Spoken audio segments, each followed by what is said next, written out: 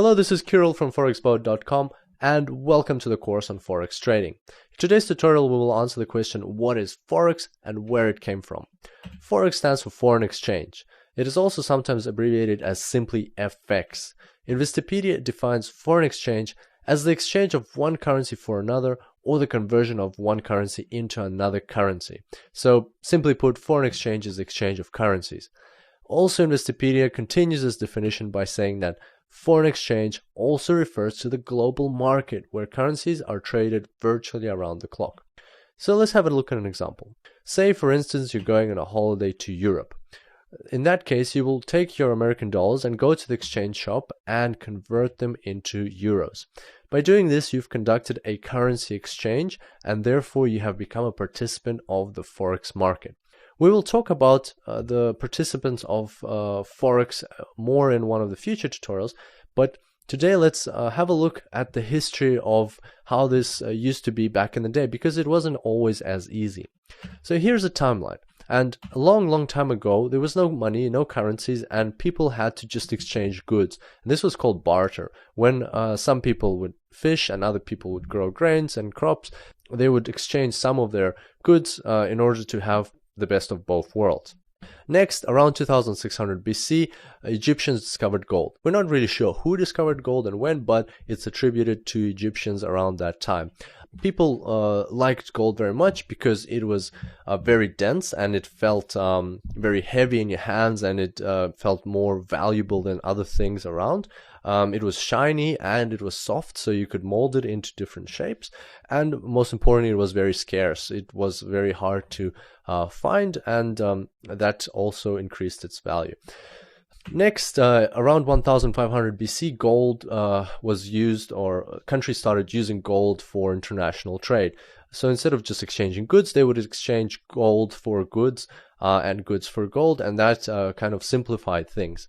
Then, to simplify things even further, around 700 BC, the first gold coins were created, and that was a very handy thing to have, because before that, people had to check that the gold that they're receiving is actually gold, and also they had to weigh it up. But by having gold coins, they could already know what value those gold coins are carrying, and that speeded up the process of exchange. So that's a bit of ancient history, which now brings us to the modern world. In about the 17th century, paper money started spreading across Europe, and around the 18th century, it became so popular that it started causing tensions, because some people and countries were still using gold and silver coins, whereas others were actively using paper money, and there was no real connection between the two. And that is when the gold standard came into play. The gold standard was agreed upon in 1875, and basically what it meant was that currencies became backed by gold reserve of their countries. In essence, that means governments guaranteed conversion of currency into a specific amount of gold and vice versa. Let's look at an example. For instance, country A says that its one unit of its currency equals 2 ounces of gold, and country B says that 1 unit of its currency equals to 4 ounces of gold.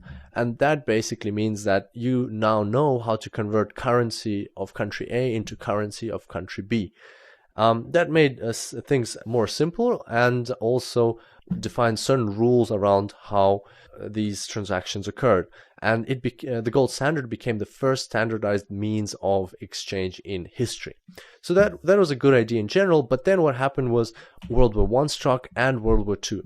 During these wars, countries that were fighting with Germany spent a lot of money on their military, and basically they were printing more and more money, and which they had to back by gold reserves, and the gold reserves were rapidly depleting, and it got to a point when they couldn't actually guarantee all that money with gold, and therefore the gold standard lost its meaning. And so to fix that issue, in 1944, the Allies got together to sign the Bretton Woods Agreement. And Bretton Woods Agreement, simply put, it's just the same as the gold standard version 2.0, and all it did was it replaced gold with the US dollar, and the US dollar became the only currency in the world that had to be backed by gold at a fixed exchange rate of $35 per ounce, and all other currencies had a fixed exchange rate to the US dollar. So let's have a look at a bit more detail into the outcomes of the Bretton Woods Agreement. So first of all, fixed exchange rates. All currencies were pegged to the US dollar. Second, the US dollar became the primary reserve currency, which meant that it had to be backed by gold. And three, the creation of two organizations.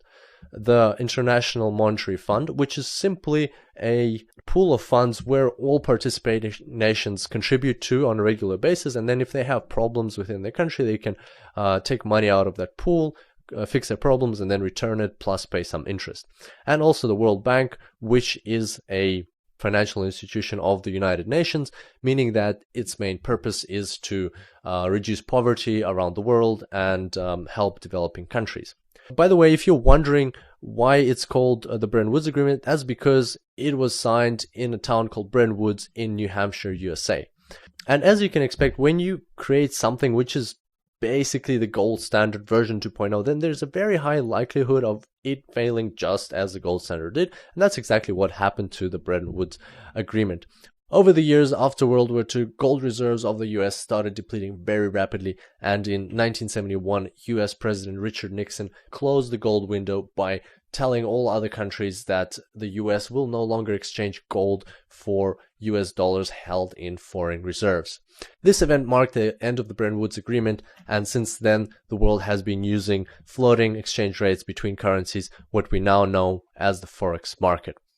The main two takeaways from this timeline are that, first of all, it hasn't always been that simple. It took some time for nations to come up with the current forex system that we have.